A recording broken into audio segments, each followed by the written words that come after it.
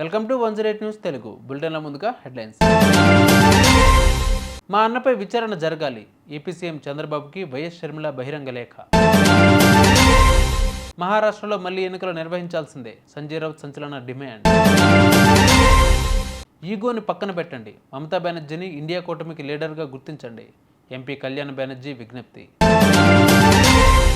Allu Arjun ఎదుగుతుంటే mega ఫ్యామిలీకి jealousy. Pushpa 2 సినిమాపై అంబటి రాంబాబు వ్యాఖ్యలు. ఏపీ సీఎం చంద్రబాబు నాయుడుకి టీపీసీసీ అధ్యక్షురాలు వైఎస్ షర్మిల బహిరంగ లేఖ రాశారు. పారిశ్రామికవేత్త అదానితో మాజీ ముఖ్యమంత్రి జగన్మోహన్ రెడ్డి చేసుకున్న విద్యుత్ కొనుగోలు ఒప్పందాన్ని వెంటనే రద్దు చేయాలని చంద్రబాబుని ఆమె కోరారు. అక్రమ డీల్తో 25 ఏళ్ల పాటు ఆంధ్ర రాష్ట్ర ప్రజలపై పడే భారం 1.50 లక్షల కోట్లు కాబట్టి వెంటనే ఈ డీల్ రద్దు చేయాలని కూటమి ప్రభుత్వాన్ని కాంగ్రెస్ పార్టీ డిమాండ్ చేస్తుందని చెప్పారు. అక్రమ ఒప్పందంతో 25 ఏళ్ల పాటు ఆంధ్ర రాష్ట్ర ప్రజలపై పడే భారం 1,50,000 కోట్లు కాబట్టి వెంటనే డీల్ రద్దు చేయాలని, విద్యుత్ కొనుగోలు ఒప్పందంలో గౌతమ్ అదానీ నుంచి 1,750 కోట్ల ముడుపులు అందుకున్న వైసీపీ అధ్యక్షుడు మాజీ ముఖ్యమంత్రి వైఎస్ జగన్మోహన్ రెడ్డిపై రాష్ట్ర ప్రభుత్వం వెంటనే సిబిఐతో లేదా సిట్టింగ్ జడ్జితో విచారణ జరిపించాలని షర్మిల కోరారు. మహారాష్ట్ర ఎన్నికల వేళ ఈవీఎంలలో అవకతవకలు జరిగాయని శివసేన ఎంపీ సంజయ్ రౌత్ అన్నారు. బ్యాలెట్ పేపర్లను వాడి మహారాష్ట్రలో మళ్లీ ఎన్నికలు నిర్వహించాలని సంజయ్ రౌత్ సోమవారం డిమాండ్ చేశారు. అసెంబ్లీ ఎన్నికలలో బీజేపీ నేతృత్వంలోని మహాయుతి 288 స్థానాలకు గాను 230 స్థానాలను గెలుచుకున్న విషయం తెలిసిందే. ప్రతిపక్ష కూటమి మహావికాస్ అఘాడీ 46 స్థానాలను గెలుచుకుంది. శివసేన 95 సీట్లలో పోటీ చేయగా కేవలం 20 సీట్లు మాత్రమే గెలుచుకుంది. దీనిపై నిన్న ముంబైలో సంజయ్ రౌత్ మీడియాతో మాట్లాడుతూ ఈవీఎంలకు సంబంధించి తమకు దాదాపు 450 ఫిర్యాదులు అందాయని తెలిపారు. పదే అభ్యంతరాలు వ్యక్తం చేసినప్పటికీ ఈ అంశాలపై ఈసీ ఎలాంటి చర్యలు తీసుకోలేదని చెప్పారు.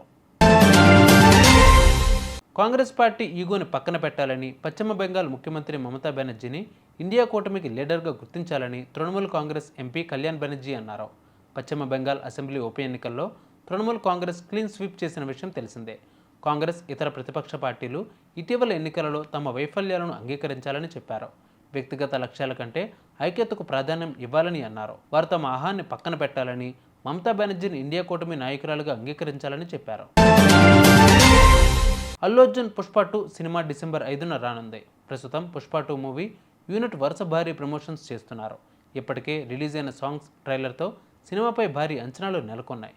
ఫ్యాన్స్ మాత్రమే కాక దేశవ్యాప్తంగా ప్రేక్షకులు పుష్ప 2 సినిమా కోసం ఎదురు చూస్తున్నారు. దీనికి అంబటి రాంబాబు స్పందిస్తూ అల్లు అర్జున్ గారి సినిమా మీద ఎంతమంది దుష్ప్రచారం చేసినా పుష్ప పార్ట్ 2ని చూడకుండా ఎవరూ ఆపలేరు. ఎన్టీఆర్ సినిమాని బహిష్కరించాలని ప్రయత్నం చేశారు, కానీ ఏమీ చేయలేకపోయారు. ఇప్పుడు అల్లు అర్జున్ గారి సినిమాని ఆపాలని చూస్తే ప్రజలు ఊరుకోరు. బాగున్న సినిమాని ఎవరూ ఆపలేరు. అరచేతిని పెట్టి సూర్యకాంతిని ఆపలేరు. ఇలాంటి పోకడలు పోయి సినిమాని ఆపలేరు అని తెలుస్తోంది. అల్లు అర్జున్ అయినా, జూనియర్ ఎన్టీఆర్ అయినా, ఎవరి సినిమా అయినా బాగుంటే ఆపలేరు. అందరూ పుష్ప 2 సినిమాని చూడాలని ఎదురు చూస్తున్నారు. నేను కూడా ఎదురు చూస్తున్నాను అన్నారు అంబటి రాంబాబు.